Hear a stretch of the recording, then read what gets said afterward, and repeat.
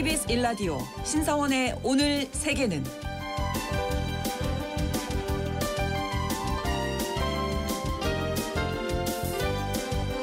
안녕하십니까. 아나운서 신성원입니다. 이번 주 중국과 러시아에서는 미국 주도의 국제 질서에 맞서 다자주의를 강조하는 대규모 외교 행사가 잇따라 열립니다. 일단 상하이 협력기구 정상회의와 중국 전승절 열병식이 있고요. 러시아에서는 동방경제포럼이 이어질 예정입니다.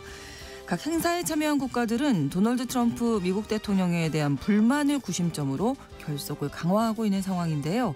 여기에 인도가 대미 저항에 어느 정도 수준으로 가세할지 관심이고요. 또 다자 외교 무대에 처음 서게 될 북한도 주목받고 있습니다. 이번 행사들이 일시적인 외교 이벤트로 끝날지 국제 질서의 흐름을 바꾸는 서막이 될 수 있을지 잠시 후 글로벌 이슈에서 짚어보겠습니다.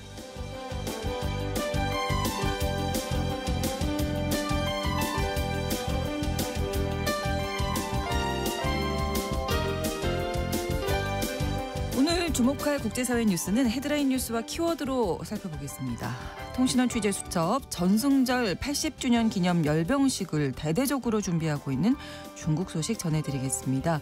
내일 치러질 열병식 준비로 행사장 주변은 경비가 삼엄해지고 보안도 한층 강화됐다고 하고요.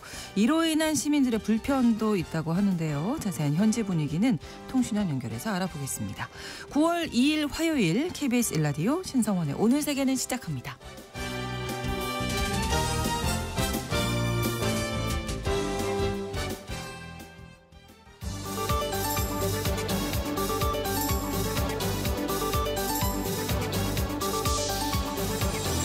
오늘 세계는 헤드라인 뉴스.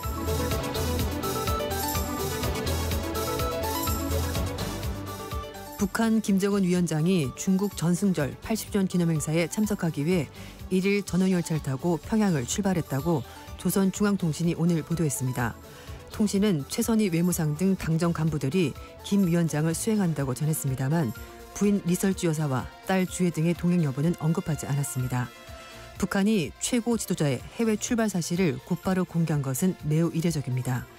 김 위원장의 전용열차는 신의주와 중국 단동에 있는 압록강 철교를 건넌 뒤 오늘 중 베이징에 도착할 것으로 예상됩니다.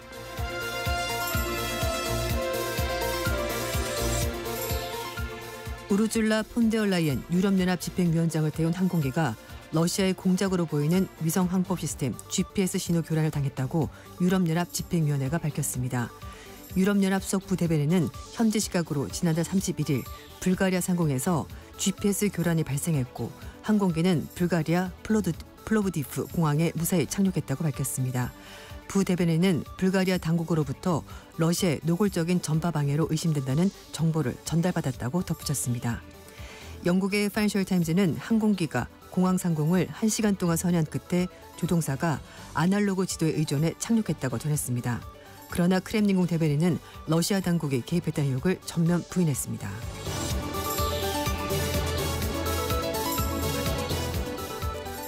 트럼프 대통령의 연준 흔들기와 관세 불확실성으로 국제 금, 은 가격이 치솟고 있습니다. 투자자들이 달러 대신 안전자산인 금과 은으로 몰리면서 현지 시각으로 1일 기준 런던 귀금속 거래소에서 금 현물 가격은 온스당 3,477달러로 4개월 만에 최고치를 기록했는데요. 올 들어서 금 가격이 34% 올랐습니다. 은 현물은 온스당 40.69달러까지 오르면서 2011년 9월 이후 약 14년 만에 가장 높은 수준을 기록했습니다.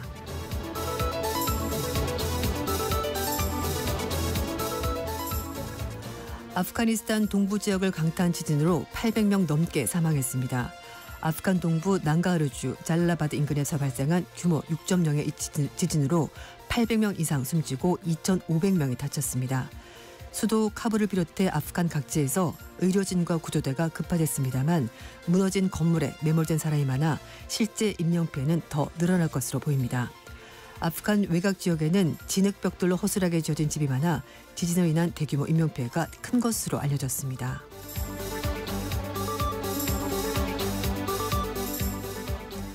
일본 도쿄에서 한국 여성이 흉기 피습으로 사망하는 사건이 발생했습니다. 경찰은 이 여성을 살해한 것으로 추정되는 30대 한국인 남성을 공항에서 검거했습니다. 도쿄 경찰청은 1일 오후 1시 35분쯤 여성이 흉기에 찔리고 젊은 남성이 도주했다는 신고를 받고 현장에서 의식불명의 여성을 발견해 병원으로 옮겼습니다만 사망했습니다.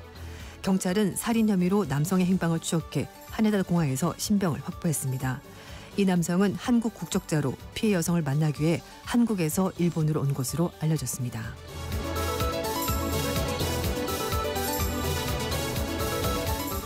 오늘의 헤드라인 뉴스 외신캐스터 조윤주 씨가 전해주셨습니다. 이번에는 키워드로 정리한 국제사회 소식 함께 살펴보겠습니다.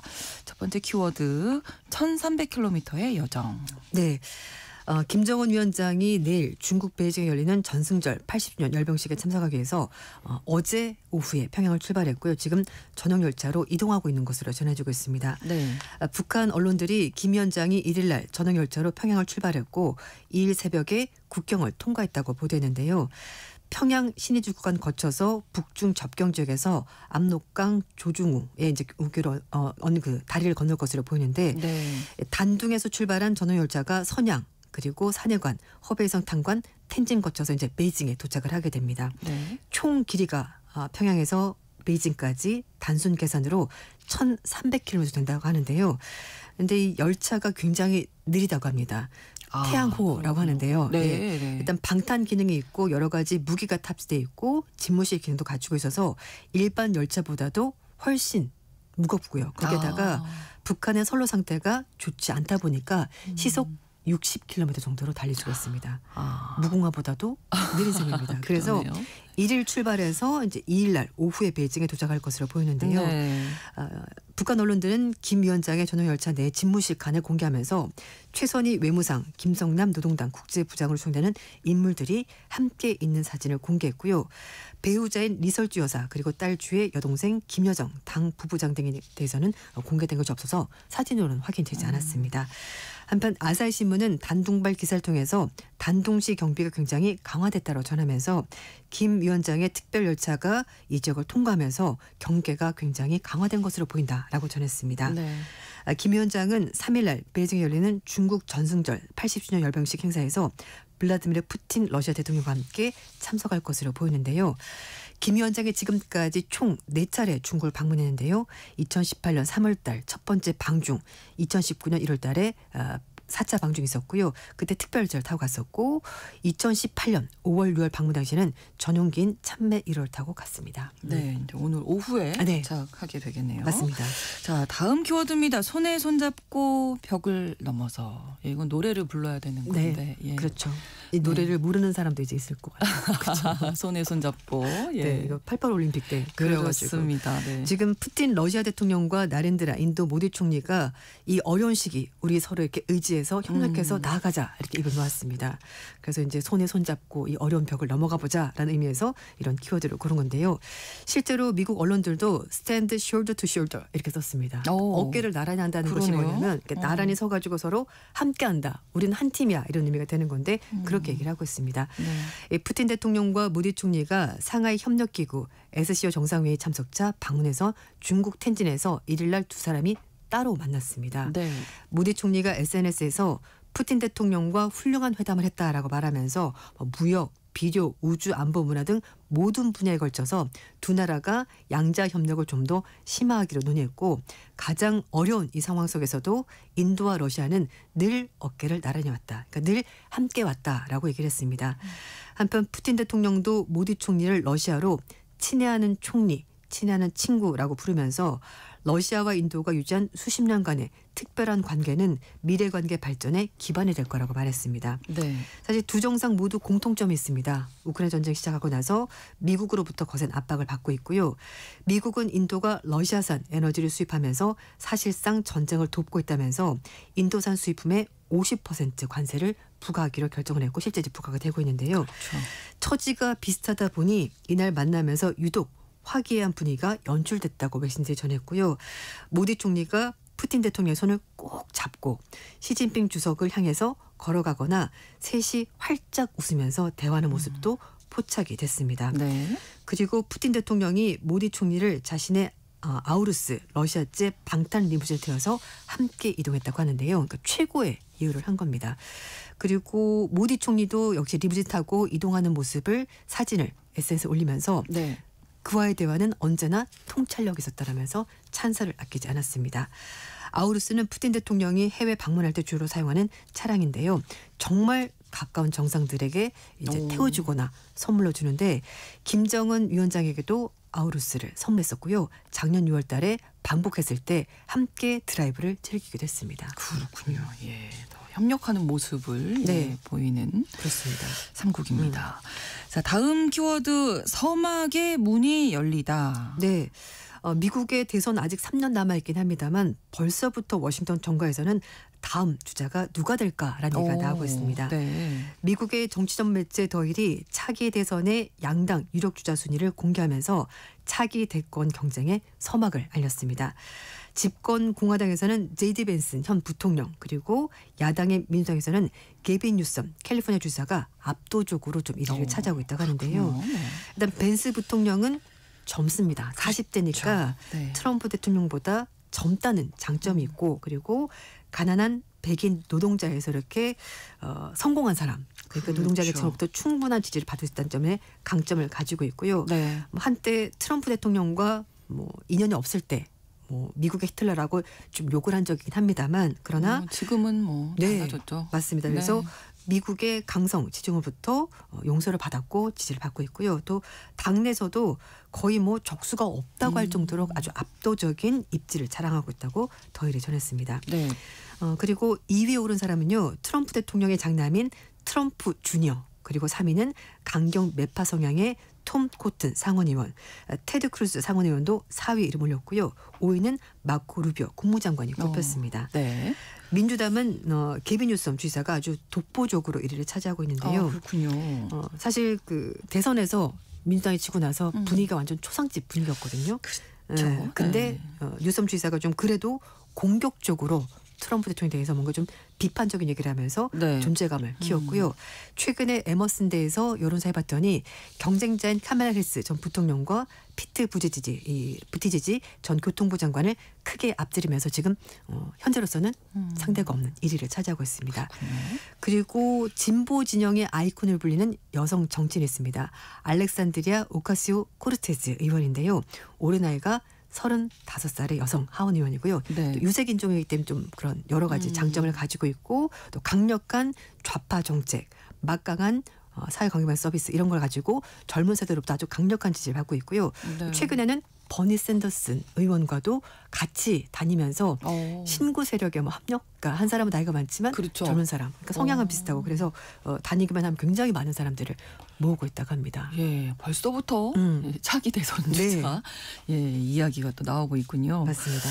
다음 키워드 남녀 평등이네요. 네, 메르츠 독일 총리가 여성 징집 가능성을 얘기를 하면서 지금 논란이 되고 있습니다. 네. 독일 정부가 최근에 러시아의 군사적 위협 대비를 위해서 재무장을 하기 위해서는 징병제가 필요한 것 아니냐라는 얘기가 나오면서 병역제도를 개편하는 얘기가 나오고 있습니다. 메르츠 총리가 얼마 전에 프랑스 언론과 인터뷰를 하면서 자원 입대만으로는 병력을 늘리는 것이 불가능하다면서 의무 복무제로 다시 돌아가야 되지 않겠냐고 말했습니다. 네. 그러면서 현행 헌법은 여성을 병역 의무에 동원할 수 없게 되기 때문에 이걸 헌법을 개정해서라도 여성에게 병역 의무를 부과할 가능성을 시사를 한 겁니다. 현재 독일 연방정부는 강요회를 열어서 새로운 병역제도가 담긴 병역법 개정안 입법 추진을 의결하고 있다고 하는데요. 네. 새로운 병역법은 현재 자원 입대는 유지하되 병력 확보가 계획에 묻히지 못하거나 국가 비상사태가 발생을 한다면은 시의회 승인을 거쳐서 징병제로 전환할 수 있다는 내용이 포함되어 있다고 합니다. 독일이 2011년에 징병제를 폐지를 했는데 이걸 되살리는 방안을 지금 얘기를 하고 있다고 하는데요. 네. 아무래도 러시아의 우크라이나 침공 때문에 이런 부분이 있는 것 같고요. 지금 현재 연방군 병력이 18만 2천 명인데 이걸 2035년까지 26만 명까지 늘린다는 것이 정부 목표라고 합니다. 네. 그런데 이제 여성 징집 대상 확대까지 하려면 병역법 개정만으로는 불가능한데요. 네. 헌법을 바꿔야 됩니다. 아. 헌법에 남성에게는 만 18세부터 군대, 연방 국경수비대 또는 민방위대에서 복무할 의무를 부과할 수 있다라고 규정이 돼 있습니다. 하지만 여성은 부과 대상이 아니기 때문에 헌법을 바꿔야 되는데요. 이 메르트 총리의 발언에 대해서 독일 내 진보 진영, 좌파 진영이 지금 거세게 반발하고 있습니다. 좌파당 소속의 한 의원은 여성에게까지 무기를 들게 하는 것은 진전이 아니라 퇴행이다라면서 강력히 비판했습니다. 병역 확대 전반에 대한 거부감도 적지 않은데요.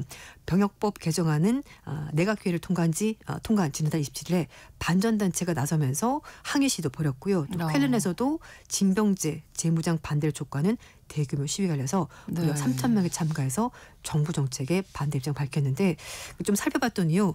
그 남녀 모두가 군복무를 하는 나라는 이스라엘 지금 현재로서는. 아 그렇군요. 그리고 이제 뭐 베트남, 싱가포르, 이제 우리나라 다 이제 징집제를 하고 있긴 합니다만 유럽에서도 스위스, 핀란드, 그리스 이런 나라만 징병제를 하고 있고요. 나머지 다 모병제이기 때문에 좀 바꾸는 것이 물론 전쟁 중이긴 합니다만. 쉽지는 않겠네요. 흐름 바꾸기 쉽지 않을 것 같습니다.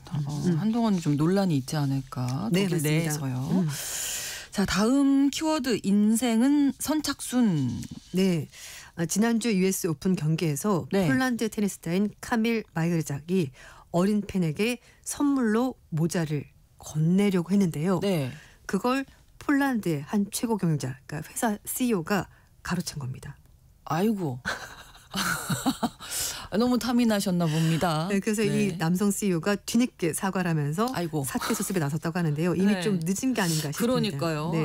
그 어른도 아니고 이제 아이한테 가던 모자인데. 그러니까요. 그래서 이 CEO 이름이 공개를 해야 되겠습니다. 피오르트 슈체렉이라는 사람인데요. 폴란드 조경용 자재업체인 드로그 브룩의 CEO라고 합니다.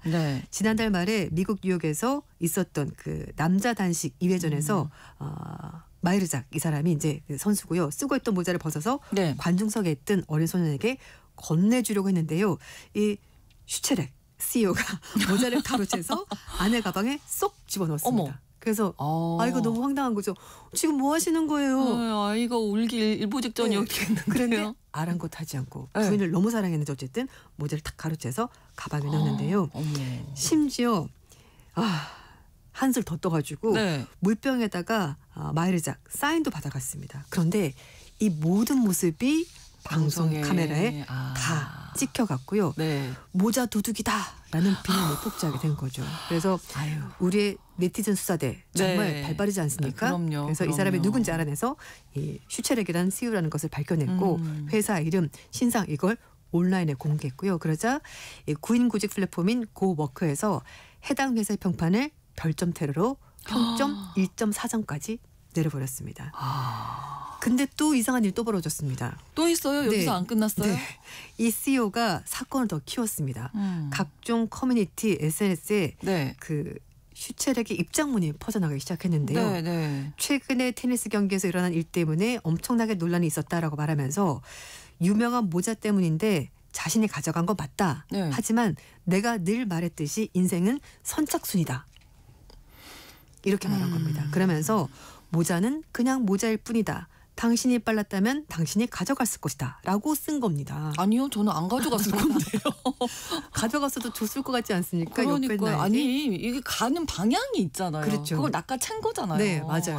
그거는. 근데 그 온라인 증오에 대해서 말하자면 그렇게 말하면서 공인을 모욕하는 것은 법적 책임을 져야 한다는 것을 다시 한번 강조합니다. 모욕적인 댓글, 비방, 협박 등은 소송으로 이어질 수 있다라고 경고를 한 겁니다. 내가 피해를 입었다 이런 얘기네요. 그러면. 문제가 더 커진 거죠. 그러니까요. 그래서 그 구인구직 플랫폼에서 회사 페이지에 결국은 사과 글을 이 CEO가 올리게 된 겁니다. 두 번째 기회를 달라라고 말하면서 뭐 얘기를 했는데 이제 이 모든 얘기를 결국 이 선수가 마이르작 선수가 알게 된 거죠. 이 전말을. 그래서 SNS 통해서 소년을 수소문했고요. 직접 만났습니다. 그래서 선수가 소년에게 새로운 모자를 전달하고 기념사진 찍어서 SNS에 올렸는데요. 한 사람은 나이값을 못하는 성인, 한 사람은 나이값을 한 어른 이렇게 되는 것 같습니다. 아직도 그 이후에는 뭐 얘기 없는 거죠? 네, 맞습니다. 그러니까 아이 사진 올라왔어요. 선수랑 찍은 사진. 네. 일단락은 됐습니다만 네. 좀 씁쓸하네요. 네, 그렇습니다. 다음 키워드 고객을 노린 미끼 상품. 네, 얼마 전에 우리나라에서 모 유명 유튜버가 팝업 스토어의 형태긴 합니다만 소금빵을 한 개 990원에 팔아서 제빵업자들이 굉장히 크게 반발한 일이 있었는데요. 네. 프랑스에서는 일부 대형마트가 프랑스인들의 주식인 바게트를 공장에서 대량 생산한 제품 덕분에 네. 아주 싼 가격에 판매하자 전통 제빵사들이 반발하고 나선 겁니다. 일간 르피가르지가 보도한 내용인데요. 9월 신학기를 맞이해서 현재 대형 마트들이 네. 바게트 하나를 29센트 우리 돈으로 500원이 안 되는 약 우와. 470원에 팔기 시작한 겁니다. 네. 근데 원래 보통 이제 동네 빵집에서 바게트 하나 평균 가격이 1.09유로 1,700원이거든요. 그리고 가격 차이가 정말 싼 거군요. 너무 네. 많이 하는 겁니다. 그래서 네. 프랑스 제빵제과협회 관계자가 대형마트의 공장용 바게트 판매를 강력하게 이제 비판하고 있는데요. 그러면서 이건 고객을 노린 미끼다. 미끼 상품이다. 어쨌든 마트에 오면서 바게트 그렇죠. 싸네? 이것도 싸네? 저거 이렇게 된다는 그렇죠. 거죠. 그러니까 네. 미끼 상품을 말하면서 바게트 말고 다른 거는 비싸게 팔 수 있다라는 거죠. 대형마트에서 400원대 바게트 판매가 가능 이유는 일반 빵집보다 인건비가 없기 때문입니다. 당연히 이제 공장에서 만드니까 그렇죠. 인건비가 줄어들면서 생산비가 확 줄게 되고요. 네. 대신에 뭐 동네 빵집은 당연히 반죽하고 뭐 발효하고 모든 걸 모양 다 한 잡고 사람이 다 할 네, 거예요. 그러니까 아마. 시간이 훨씬 더 많이 걸리는데 네. 그런 사실 빵집에서는 인건비가 많이 들어가거든요. 거기에다가 그렇죠. 전기, 수도, 고정비가 있기 때문에 이 바게트 가격을 1,700원 이하로 받기가 좀 힘든 부분이 있는 거죠. 거의 네. 고정비가 바게트 가격의 20% 정도 되는데 이제 공장에서 만들면 그런 게 없다라는 거죠. 논란이 좀 있겠네요. 근데 이것도. 마트에서는 이게 좀 효율적인 거다라고 얘기를 하긴 하는데요. 근데 사실 예전에도 2022년에도 또 다른 유통업체가 물가 인상에 대비하기 위해서 사람들에게 이제 좀 싼 가격에 해서 바게트를 0.29유로에 팔겠다라고 했다가 굉장히 큰 반발이 있었고요. 네. 농부, 제빵업자, 제분업자들이 성명을 내고 이 마트에 대해서 좀 굉장히 비난 열어나면서 캠페인까지 벌였다고 하는데 근데 문제는 소비자 입장에서는 또 물가가 거를, 예, 너무 지금. 높다 보니까 네. 막상 또 마트 갔는데 470원? 손이 나도 모르게 나갈 것 같긴 한데 근데 물론 그렇죠. 품질은 다를 겁니다. 제빵사가 그렇습니다. 아침부터 발효시켜가지고 네. 한 거랑 다르겠지만 어쨌든 가격 차이가 워낙 나다 보니까 좀 문제가 되는 것 같습니다. 네. 이렇게 헤드라인 뉴스와 키워드 외신캐스터 조윤주 씨와 함께했습니다. 고맙습니다. 네, 감사합니다. 신성원의 오늘 세계는 1부 마무리하겠습니다. 11시 30분부터 일부 지역에서는 해당 지역 방송 보내드립니다. 보스턴의 More Than a Feeling 전해드립니다.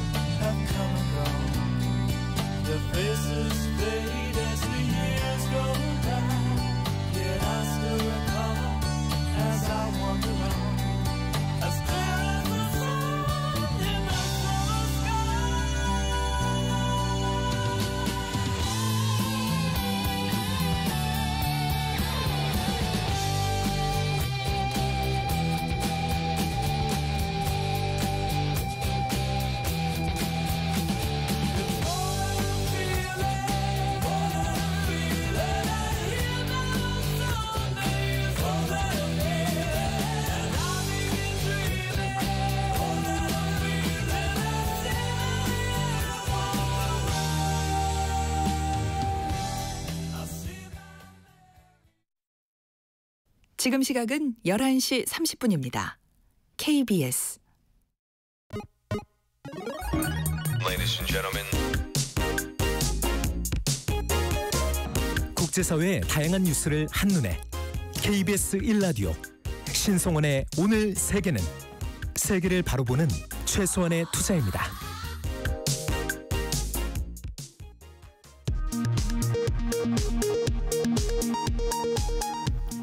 이 시각 라디오 정보센터 뉴스입니다. 이재명 대통령이 오는 23일 미국 뉴욕에서 열리는 제80차 유엔 총회에 참석해 기조연설을 할 예정입니다. 우리나라는 9월 한 달간 유엔 안보리 의장국을 맡게 됩니다. 국회에서는 오늘 최교진 사회부총리 겸 교육부 장관 후보자와 이혁원 금융위원장 후보자의 인사청문회가 진행되고 있습니다. 중국 전승절 80주년 기념행사에 참석하기 위해 어제 전용 열차를 출발한 북한 김정은 국무위원장이 오늘 새벽 국경을 넘었다고 노동신문이 보도했습니다. 북한이 최고 지도자의 해외 방문을 출발 직후 공개한 것은 이례적입니다. 내란 특검이 초공우 전 국민의힘 원내대표 자택 등에 대한 압수수색에 나섰습니다. 특검은 추 전 원내대표가 의원총회 장소를 여러 차례 변경하는 방식으로 계엄 해제 표결 참여를 방해했다는 의혹을 수사하고 있습니다. 지난달 소비자 물가가 1년 전 같은 달보다 1.7% 올랐습니다. 통계청은 물가 상승률이 5월에 이어 석 달 만에 2% 아래로 내려왔다고 밝혔습니다. 다만 SK텔레콤의 휴대전화 요금 일시 인하 영향이 큰 것으로 분석됐습니다. 2차 민생회복 소비 쿠폰 지급이 오는 22일로 예정된 가운데 당정이 고액 자산가는 지급 대상에서 제외하도록 기준을 만들겠다고 밝혔습니다. 지금까지 라디오 정보센터 뉴스 정원나였습니다.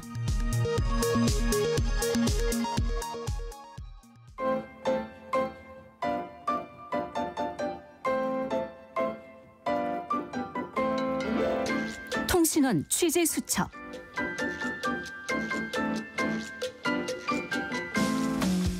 통신원 취재 수첩입니다. 오늘은 전승절 준비로 한창일 중국 베이징으로 가보겠습니다. 송문규 통신원 연결 함께했습니다. 안녕하세요. 네, 안녕하십니까. 베이징입니다. 네, 9월 3일 내일 열립니다. 중국 전승절 행사가 일단 어떤 의미를 갖는 건지 먼저 좀 소개해 주시죠. 네, 중국의 전승절은 제2차 세계대전에서 일본에게 승리한 1945년 9월 2일을 기념하기 위한 날로 중국은 다음 날인 9월 3일을 전승절로 삼고 있습니다. 네. 특히 올해 80주년은 사회주의 국가들이 중요하게 여기는 10년 단위로 꺾어지는 정주년에 치러지기 때문에 중국인들에게 더욱 의미 있게 받아들여지고 있습니다. 네.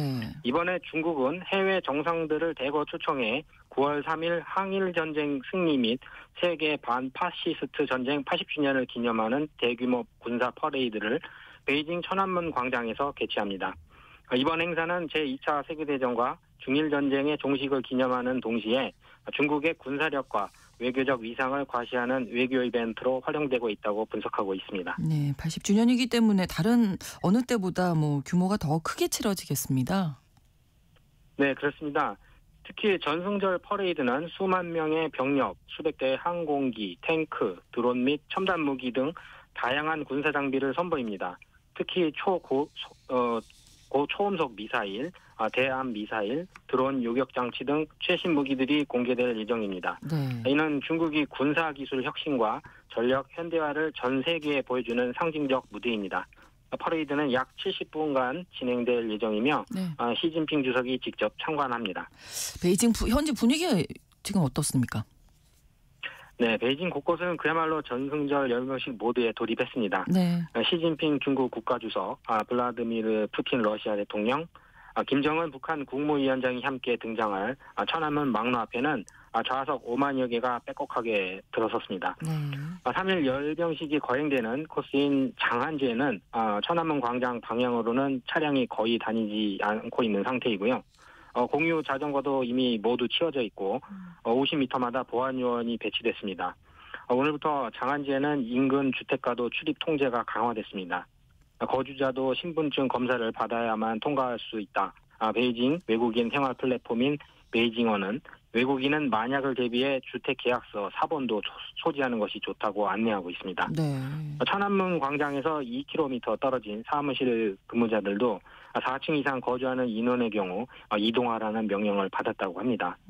또한 새학기 개학은 1일에서 오는 4일로 연기됐습니다. 네. 중국 중앙TV CCTV는 개학 첫 수업이란 교육 프로그램에서 항일 전쟁을 주제로 다루며 전승절 분위기를 띄웠습니다. 이 프로그램은 해마다 새학기 시작일인 9월 1일 방영되며 중국의 모든 학생이 시청해야 합니다. 열병식 당일인 내일 베이징 도심의 지하철은 거의 폐쇄됩니다. 네. 대부분 오후 7시 운영을 재개할 예정이지만 천안문 동서역은 4일 오전 8시에 문을 연다고 합니다. 네, 그렇다면은 뭐 시민들 같은 경우는 아무래도 좀 불편한 점이 있겠네요. 네, 행사 당일과 리허설 기간 동안 시내 주요 도로가 전면 통제돼 출퇴근길 교통난이 이미 심각한 상황입니다. 네. 열병식 행사에 기대감을 갖는 시민들도 있지만 행사 보안 명목으로 인터넷 언론 통제가 강화돼서 시민들은 일상적인 온라인 활동이나 뉴스 접근마저 불편을 겪고 있습니다. 이런 점 때문에 국가적 행사가 왜 시민들의 생활을 희생해야 하느냐는 불만이 적지 않습니다. 또 네. 중국 내 언론들은 대부분 퍼레이드의 긍정적인 의미만 강조하고 교통 불편이나 생활 불편을 다루지 못하고 있습니다. 시민들이 SNS에 불만 글을 올리면 네. 빠르게 삭제되거나 차단되는 경우도 많습니다. 그렇군요. 사실상 국가 행사 비판은 금지라는 분위기가 형성돼 있고 이런 언론 표현 통제는 오히려 시민들의 불만을 더 키우고 있습니다. 대외적으로는 위상 강화의 이벤트지만 대내적으로는 시민 불만을 자극하는 아이러니한 상황입니다. 그러네요. 이러한 괴리가 중국 사회의 긴장을 보여주는 단면이라고 할 수 있습니다. 네, 아무튼 뭐 내일 이제 행사가 치러지게 될 텐데 이번 행사 한국을 포함한 우리 이 동아시아 지역에 주는 시사점 끝으로 좀 짚어주실까요? 네, 이 행사에 한국의 우원식 국회의장도 참석은 하지만요. 네. 군사력 과시는 동아시아 안보 환경을 더욱 긴장시키는 요소입니다. 특히 북한, 러시아와의 밀착은 한국 외교, 안보 전략에 큰 변수로 작용할 수 있습니다.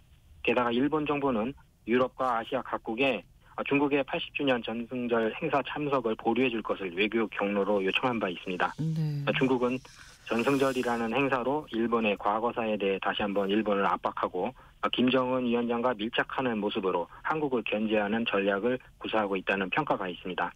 이번 행사는 중국의 정치적, 군사적 계산이 짙게 깔려 있습니다.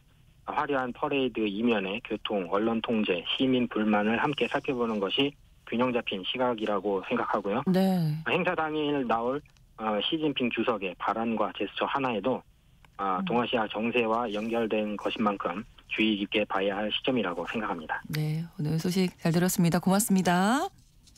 네, 감사합니다. 네, 중국 베이징에서 송문규 통신원이었습니다.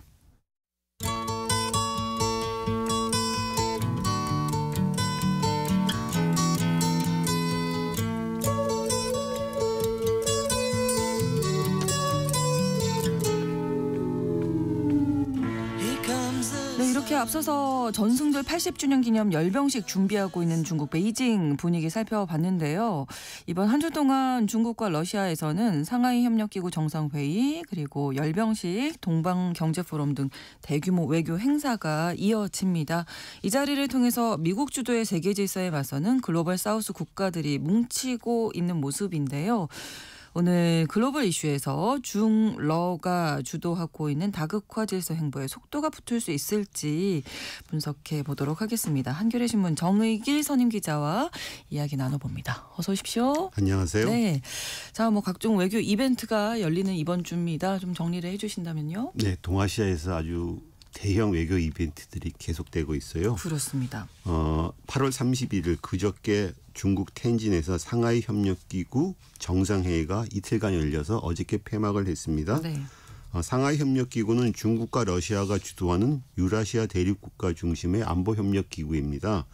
지난 1996년에 창립이 됐는데요. 러시아와 중국, 카자흐스탄, 키르기스탄, 타지키스탄 5개국이 당시에는 상하이 5란 이름으로 이 기구를 만들었어요. 네. 그러다가 2001년에 우즈베키스탄이 가입하면서 상하이 협력기구로 확대가 됐고 2023년에 인도, 이란, 파키스탄 아주 큰 대형 중견 국가죠. 중견 국가 중에서 아주 큰 국가들이죠. 네. 3개국이 가입을 했고 작년에 2024년에 벨라루스가 가입해서 정회원국이 10개국으로 늘어났습니다. 네. 이번 회의에서는 튀르키예 등 업저버 국가와 대화 동반자 국가 등 10여 개 국가들이 국가의 정상과 대표들이 또 추가적으로 참여하고 있습니다.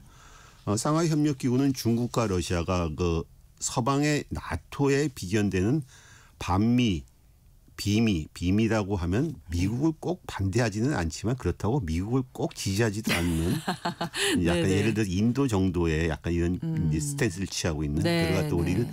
비미.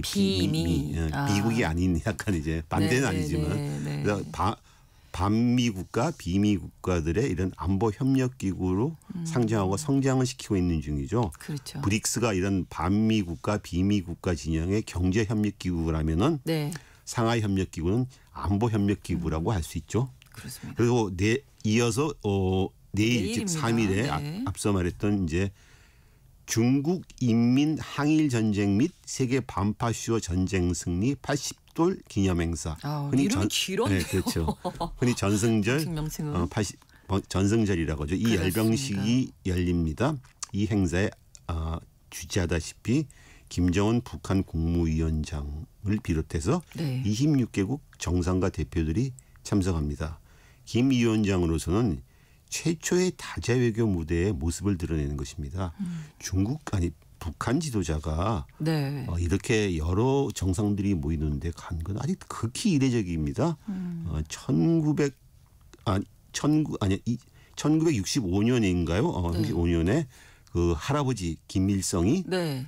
인도네시아 반둥에서 열렸던 그 비동맹 회의에 참석한 이후로 아마 처음일 겁니다. 아마. 그렇군요. 네.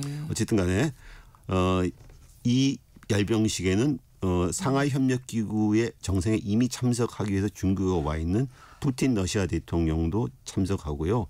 박근혜 전 대통령이 10년 전인 2015년에 이 열병식에 참석을 했었죠. 나란히 시진핑 주석과 나란히 섰는데 네. 이 장면 때문에 엄청난 논란과 관심을 불러일으켰습니다. 네. 이번에는 이제 김 위원장이 참석을 하는 거죠. 앞서도 말했지만 북한, 중국, 러시아 정상이 한 자리에 같이 하는 것은 역사상으로 처음 있는 일입니다. 네. 이 자체로서 엄청난 외교적 의미가 있습니다. 그렇죠. 그리고 5일부터는 러시아 블라디보스톡에서 동방경제 포럼이 열립니다. 한 80여 개국 대표들이 참석을 하는데요. 푸틴이 기조연설을 합니다. 러시아의 푸틴은 이 동방경제 포럼을 동아시아에서 영향력을 신장하는 외교 행사로서 열고 있고 아주 계속 규모를 키워오고 있습니다. 네. 러시아 입장에서는 상당히 중요한 행사입니다. 네. 이 연이어 이어지는 이 외교 행사들의 성격, 의미를 좀 한 번씩 짚어주신다면요. 한마디로 앞서 말했던 반미, 비미 국가들의 네. 연대를 모색하고 과시한다고 할 수가 있겠죠. 미국 주도의 국제 질서에 맞서서 중국과 러시아가 구축하려는 이른바 다극화 질서 구축을 모색하고 과시하는 거죠. 네. 특히 도널드 트럼프 대통령 이후 미국이 그동안 자신들이 구축해왔고 유지해왔던 자유주의 국제 질서를 스스로 허물고 있습니다. 허물고서 일방적인 미국 우선주의 질서를 밀어붙이고 있는데 여기에 맞서서 이제 반미 비미 국가들의 연대를 뭉치는 거죠. 네. 특히 우크라이나 전쟁 발발 이후 미국 등 서방 주도의 대러시아 제재에 동참하지 않은 국가들이 많이 있었습니다. 이른바 그래서 그런 사람을 포함해서 국가를 포함해서 글로벌 사우스가 부상하고 있다 이런 표현을 했었는데 네. 이런 글로벌 사우스의 부상과 겹치면서 부상이 트럼프 행정부의 미국 일방주의와 겹치면서 이 중로가 표명하는 다극화 질서가 행보가 더욱 행보가 빨라지고 있는 거죠.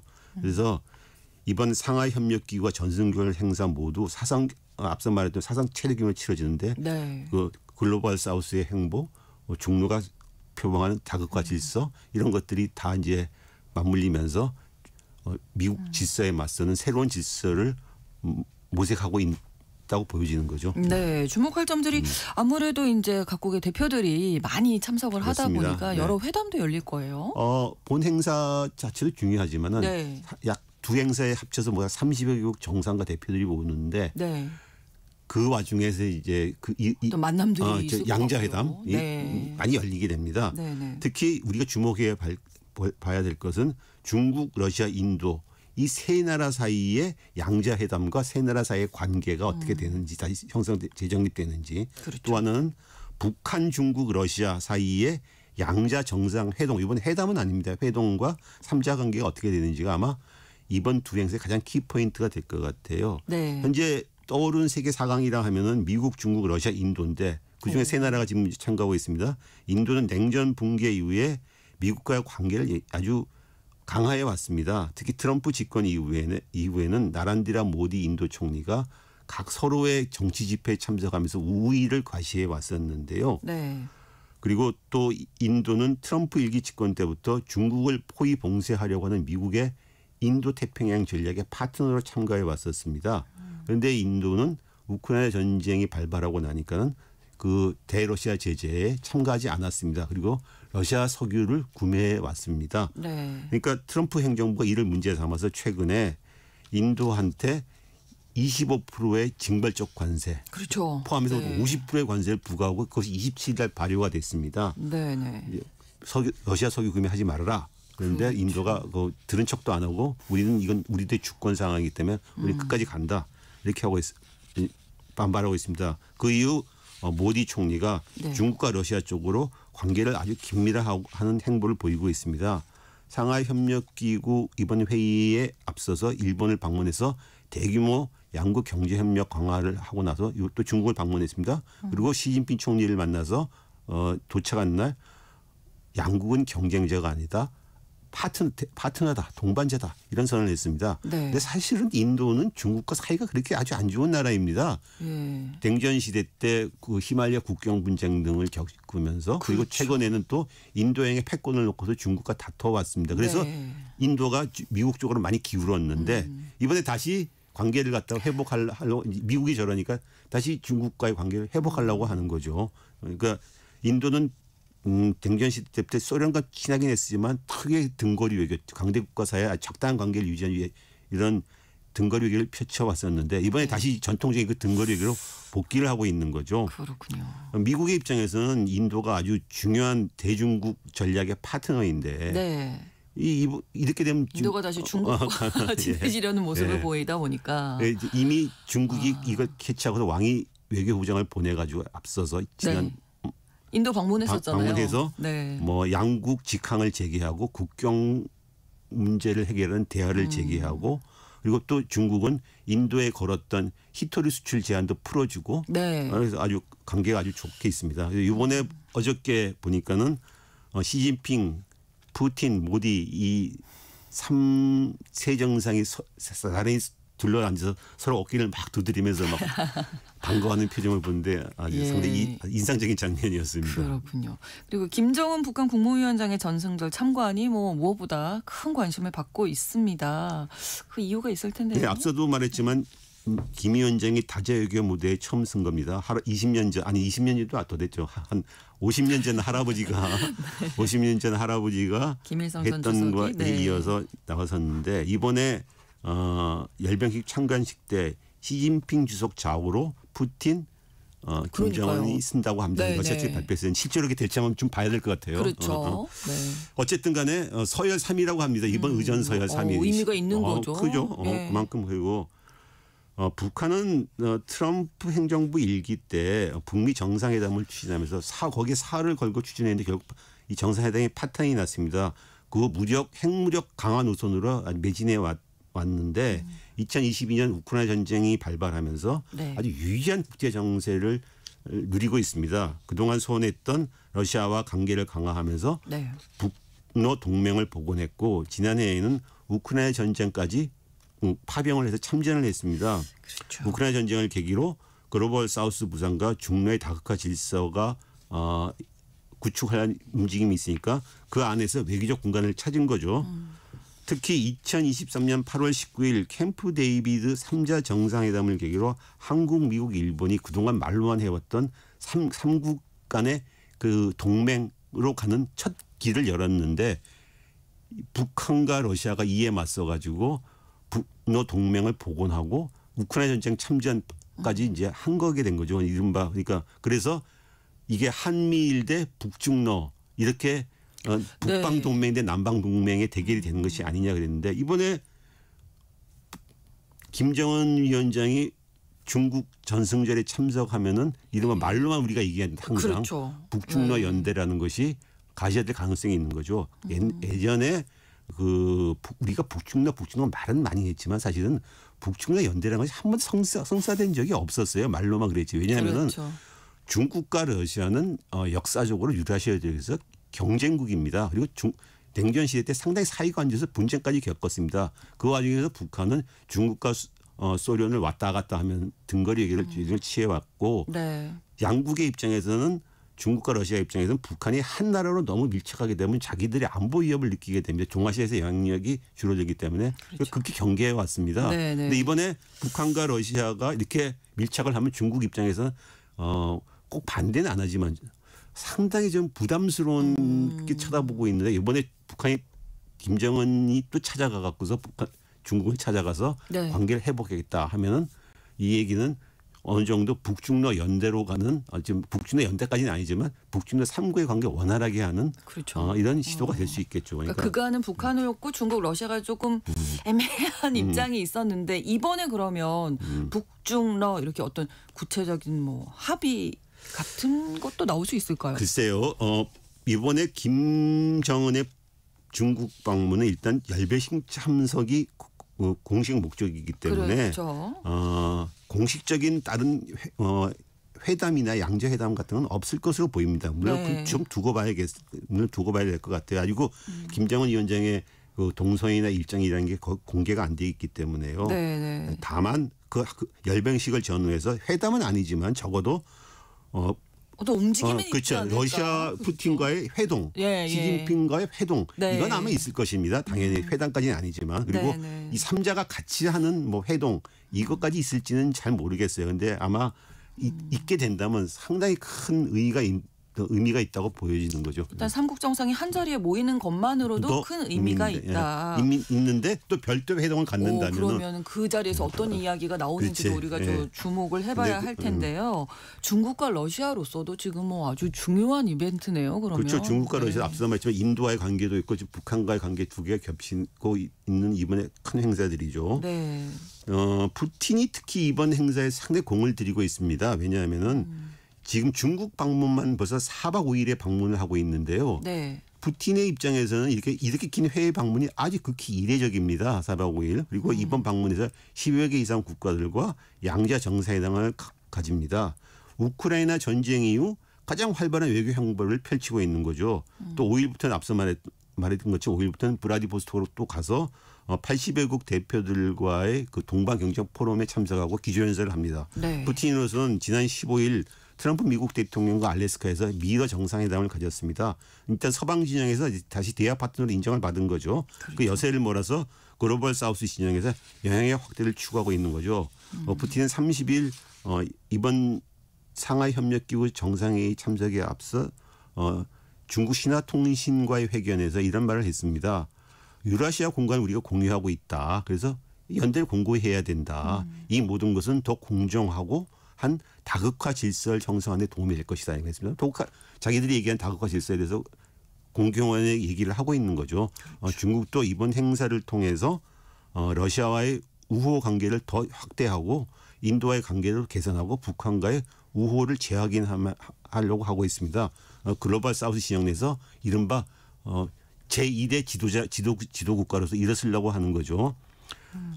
그 앞서 말한 대로 그 상하이 협력기구 정상회의나 정수진적 행사가 역대 최대 규모로 펼쳐집니다. 네. 그만큼 이제 공을 들이고 있는 거죠. 그렇죠.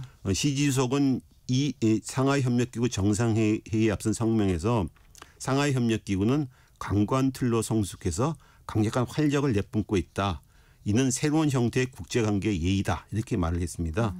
중국과 러시아가 주도하는 이 상하이 협력기구 그리고 브릭스를 가지고서 미국 주도의 국제 질서를 대체하는 다국가 질서의 틀로 만들겠다는 이제 뜻이죠. 그렇군요. 그럼 이번 행사들 이제 진행이 되면서 어떤 결론까지 나올 수 있을까요? 뭐 합의라든지 공동선언이라든지. 전승절은 물론이고 상하이 협력기구 자체가 사실 구체적 합의보다는 행사 그 자체가 의의가 있고 참가 그 자체가 의의가 크다고 봅니다. 네. 특히 중로가 표방하는 다국가 질서는 아직까지 구체화된 것이 없고 그렇죠. 그 상하이 협력기구나 브릭스 등도 아주 느슨한 기구에 불과합니다. 서방의 G7 그리고 나토 등에 비하면 아직도 그 단결력과 그 구성력이 상당히 낮은 수준입니다. 그러니까 모임 자체가 의미가 그렇죠. 있다. 공통의 가치나 이념도 없고 다만 그렇죠. 네. 이 트럼프 행정부의 미국 우선주의 일방주의가 강화된다면 중로 주도의 반미 비미적인 연대의 틀은 행보는 또 강화될 수밖에 없죠. 그리고 그런 명분도 더 생기는 거고요. 네. 이번에 텐진 선언을 채택하긴 했습니다. 텐진 선언이라는 것을 네. 그 구체적인 내용들을 보면 글로벌 공급망의 안정성을 저해한 조치에 우려를 표한다. 뭐 세계 무역기구의 규칙과 원칙을 위반하는 경제적 조치를 포함한 일방적이고 강압적 조치에 반대한다. 이런 표현을 썼습니다. 네. 글로벌 공급망 안정성을 저해한다는 얘기는 중국이 일방적으로 밀어붙이고 있는 반도체 규제니 뭐 이런 것을 말하는 거고 세계 무역기구 규칙과 원칙을 위반한다는 것은 관세, 미국이 지금 취시하고 있는 관세 협정 이런 미국을 미국 직접 그렇죠. 언급을 하지 않았지만 겨냥한 얘기를 많이 내놓았습니다. 그리고 네. 이스라엘과 미국의 이란 그 침공에도 반대한다는 표명을 했고요. 네. 이거 미국을 갖다 겨냥하는 거죠. 그러니까 네. 아무튼 이번 한 주가 동아시아 지역으로서는 아주 중요한 행사들이 열리는 그렇습니다. 주목해봐야 할 이슈들이 있는 것 같습니다. 오늘 글로벌 이슈 한겨레 신문 정희길 선임 기자와 함께했습니다. 고맙습니다. 감사합니다. 신성원의 오늘 세계는 내일 다시 뵙겠습니다. 고맙습니다.